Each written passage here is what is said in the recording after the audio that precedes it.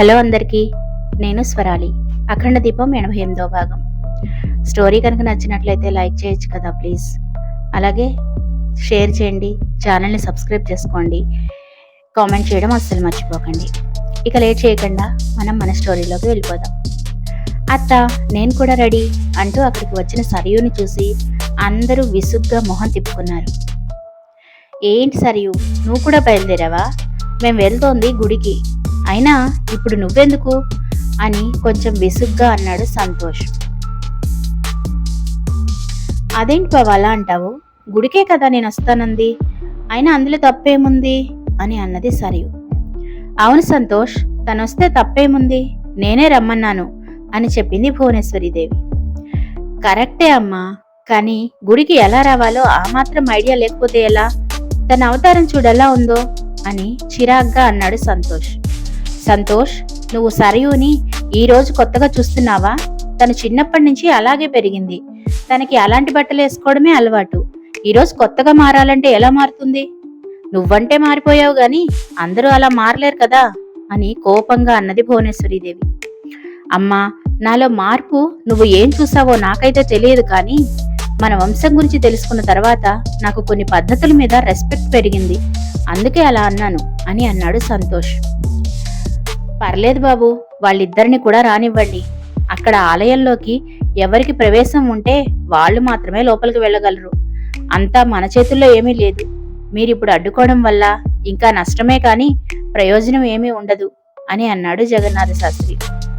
అంటే ఏంటి శాస్త్రి గారు మీరు చెప్పేది?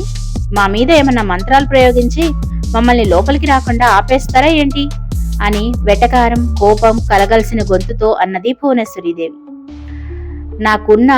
నాకు అన్ని శక్తి సామర్థ్యాలే ఉంటే అసలు ఈ వంశానికి శాపం అనేదే లేకుండా చేసేవాడిని కదా తల్లి. ఆ జగన్మాతని నమ్ముకొని బతుకుతున్న వాళ్ళం అంతా ఆ అమ్మ మీదనే భారం వేసి నేనిప్పుడు మాట్లాడాను, కానీ ఎవరిని కించపరచాలనో బెదిరించాలనో అస్సలు కాదు అని చెప్పాడు జగన్నాథ శాస్త్రి. అమ్మా, ఇప్పుడు అనవసరంగా ఎందుకు నువ్వంత కోపం తెచ్చుకుంటున్నావో నాకు అర్థం కావడం లేదు. మాతో పాటు వస్తానన్నావు కదా, పదా అని అన్నాడు సంతోష్. అవును సంతోష్ బాబు, ఇప్పటికే చాలా ఆలస్యం అయిపోయింది. ముహూర్తం దాటిపోకముందే అక్కడ మనం చేయాల్సిన పని పూర్తి చేయాలి అని అన్నాడు జగన్నాథ శాస్త్రి. అందరూ కలిసి అక్కడి నుంచి బయలుదేరారు. బంగారం కుటీరం వైపు కాకుండా ముందు గుడి వైపుకు తీసుకువెళ్లాడు జగన్నాథ శాస్త్రి. మైథిలి ఏదో అడగబోయింది, కానీ మళ్లీ పక్కనే భువనేశ్వరీదేవి సరియు ఉన్నారు అనే స్పృహతోటి ఆమె ఏమీ మాట్లాడకుండా జగన్నాథ శాస్త్రి ఏం చెప్తే అది చేస్తోంది. అందరూ కలిసి ఆలయ సరిహద్దుల్లోకి వెళ్ళగానే మైథిలికి సంతోష్కి జగన్నాథ శాస్త్రికి ఆలయం కనిపించింది, కానీ భువనేశ్వరీదేవికి సరయుకి మాత్రం అక్కడంతా నిర్జన ప్రదేశంగా అనిపించింది. వాళ్ళు ఆలయంలోకి ప్రవేశించగానే భువనేశ్వరీదేవి సరయు బాహ్య స్మృతిని కోల్పోయారు.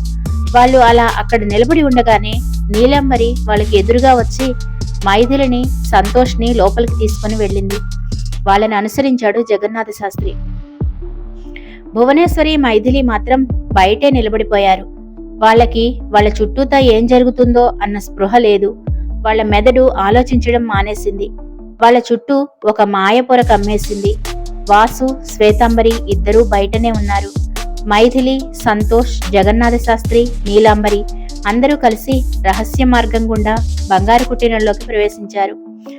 అక్కడ అది వరకు వాళ్ళు చూసినట్లుగా బీభత్సకరమైన వాతావరణం ఏమీ లేదు. చాలా ప్రశాంతంగా ఉంది. అక్కడ జగన్మాత ముందు అఖండ దీపం వెలుగుతూనే ఉంది. మైథిలి భక్తిగా అమ్మవారికి నమస్కారం చేసుకుని మరోసారి అఖండ దీపానికి నూనె పోసి దూరంగా వచ్చి నిలబడి అమ్మవారికి నమస్కారం చేసుకుంది. జగన్నాథ శాస్త్రి శాస్త్ర ప్రకారంగా అమ్మవారికి పూజ జరిపించాడు. పూజ పూర్తి చేసిన తర్వాత అందరూ ఆ కుటీరం నుంచి బయటకు వచ్చారు. అప్పుడు జగన్నాథ శాస్త్రి మైథిలితో మాట్లాడడం మొదలుపెట్టాడు. చూడమ్మా మైథిలి, నేను నీకు ఒక ముఖ్యమైన విషయాన్ని చెప్పబోతున్నాను. ఈ బాధ్యత నీకు సాక్షాత్తు జగన్మాత అప్పగించింది అనుకో. ఎట్టి పరిస్థితుల్లోనూ ఈ విషయం మరో మనిషికి తెలియడానికి వీల్లేదు. మన మధ్యనే ఉండాలి. ఇది జగన్మాత ఆజ్ఞ అని చెప్పాడు జగన్నాథ శాస్త్రి. మాటిస్తున్నాను శాస్త్రి గారు, ఎట్టి పరిస్థితుల్లోనూ ఈ వంశానికి చెడు జరుగుతుంది అనే పని నేను చెయ్యను. మీరు చెప్పే విషయం మన మధ్యలోనే ఉంటుంది అని మాట ఇచ్చింది మైథిలి. ఇప్పుడు ఇక్కడ కనిపిస్తున్న అమ్మవారి ఆలయం భూస్థాపితం కాబోతోంది. అదిగో అక్కడ కనపడుతోందే అమ్మవారి త్రిశూలం, దానిని చూశావా అని అడిగాడు జగన్నాథ శాస్త్రి. అవును శాస్త్రి గారు, ఆ త్రిశూలం బయటే ఉండిపోయింది. తీసుకెళ్లి లోపల అమ్మవారి దగ్గర పెట్టి రమ్మంటారా అంటూ ఒక అడుగు ముందుకు వేసింది మైథిలి. ఇలాంటి ఆవేశమే వద్దు మైథిలి, నేను చెప్పేది జాగ్రత్తగా విను. ఆ త్రిశూలం నిన్న అమ్మ చేసిన దుష్ట సంహారానికి గుర్తు.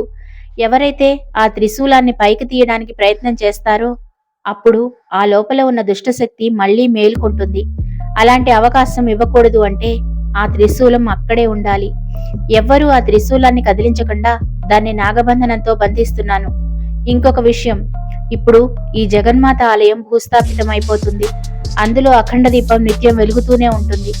ఆలయానికి సంబంధించిన ఒక తాళపు చెవి నీకు ఇవ్వబోతున్నాను అని కొద్దిసేపు ఆగాడు జగన్నాథ శాస్త్రి. అతనేం చెప్తున్నాడో, ఏం చేయబోతున్నాడో మైథిలికి అర్థం కాలేదు. ఆమె అయోమయంగా శాస్త్రి గారి వైపు చూస్తూ, శాస్త్రి గారు, మీరు చెప్పేది నాకేం అర్థం కావడం లేదు. ఒక పక్క ఆలయం భూస్థాపితం అయిపోతుంది అంటున్నారు, మరో పక్క అఖండ దీపం వెలుగుతూనే ఉంటుంది అంటున్నారు, ఇంకోసారి తాళం చెవి నా చేతికి ఇస్తాను అంటున్నారు. ఒకదానికొకటి నాకేమీ అర్థం కావడం లేదు, కొంచెం అర్థమయ్యేలా చెప్పండి అని అయోమయంగా అన్నది మైథిలి. మైథిలి, నిన్న జరిగిన దుష్ట సంహారం ఇంకా పూర్తి కాలేదు. ఇంకా శత్రుశేషం మిగిలే ఉంది. నీ కడుపులో గాయత్రీదేవి మళ్లీ పుట్టబోతోంది. గాయత్రీదేవి మాత్రమే కాదు, ఈ వంశానికి శాపానికి కారణమైన ఆదిత్య వర్మ గారు కూడా నీ కడుపులోనే పుట్టబోతున్నారు.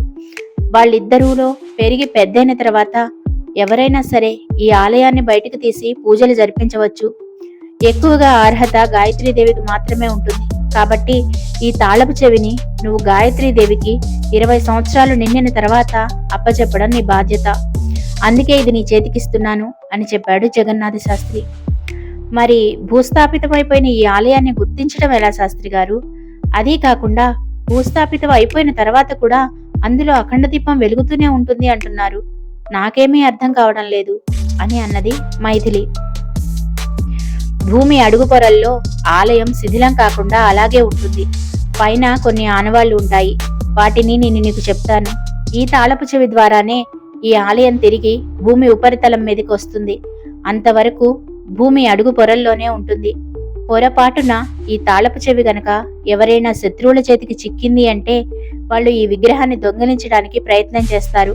కాబట్టే నీకు ఇన్నిసార్లు ఇంత జాగ్రత్తగా చెబుతున్నాను అని అన్నాడు జగన్నాథ శాస్త్రి.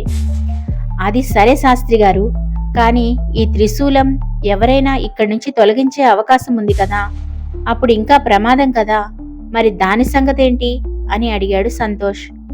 అది మానవ మాత్రులకు సాధ్యమయ్యే పని కాదు సంతోష్ బాబు. నువ్వు మరీ అంత భయపడాల్సిన అవసరం ఏమీ లేదు. ఆ దుష్టశక్తి బయటికి రావాలి అంటే మరో దుష్టశక్తి మాత్రమే దానికి సహాయం చేయాలి. అదంతా భవిష్యత్తు చూసుకుంటుంది. ఆ జగన్మాత ఆజ్ఞ లేనిదే ఏదీ జరగదు. మన కర్తవ్యం ప్రస్తుతం ఈ ఆలయ పరిరక్షణ, అంతవరకే.